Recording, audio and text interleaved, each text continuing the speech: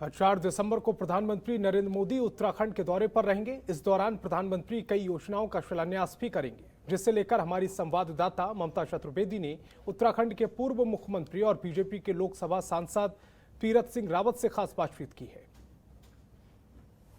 इस वक्त बातचीत करने के लिए हमारे साथ मौजूद हैं उत्तराखंड के पूर्व मुख्यमंत्री और भारतीय जनता पार्टी से लोकसभा सांसद तीरथ सिंह रावत जी। प्रधानमंत्री उत्तराखंड के दौरे पर हैं, शिलान्यास भी करेंगे। क्या कुछ पूरा कार्यक्रम रहने वाला है?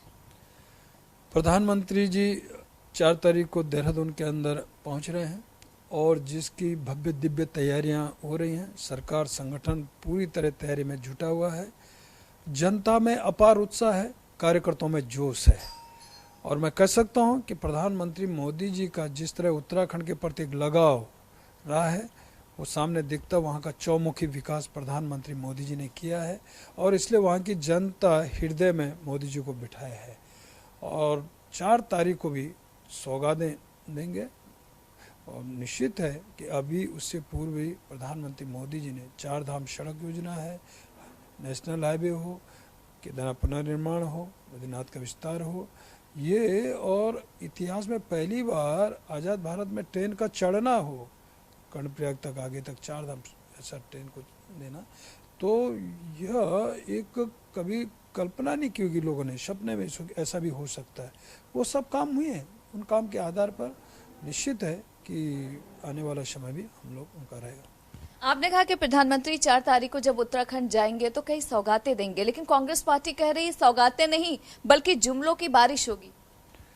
देखिए, कांग्रेस को जनता नकार चुकी है और दरकिनार कर चुकी है। आज उत्तराखंड नहीं तो पूरे देश के अंदर क्या हाल है कांग्रेस का, तो मैं ये कह सकता हूँ कि ये जो कह रही है ये उसकी बौखलाहट कह रही है। खिसियाई बिल्ली खंबा नोचे, ये हाल आज कांग्रेस का है, इसलिए वो कह रही है।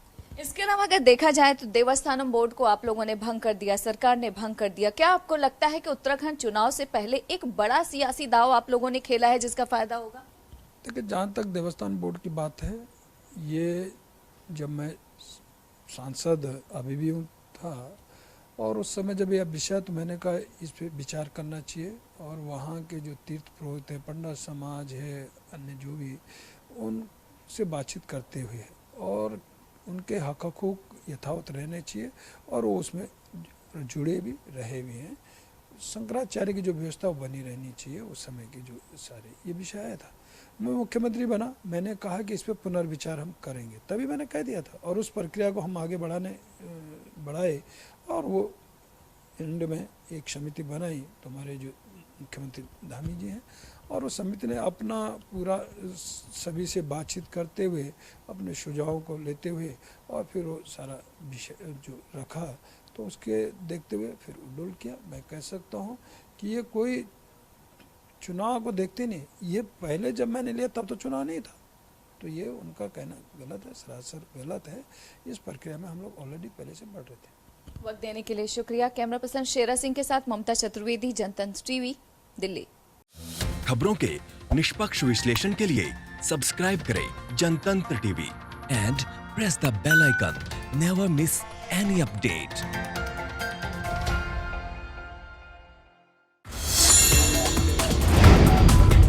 Download the Janatantra TV app, available on Google Play and App Store.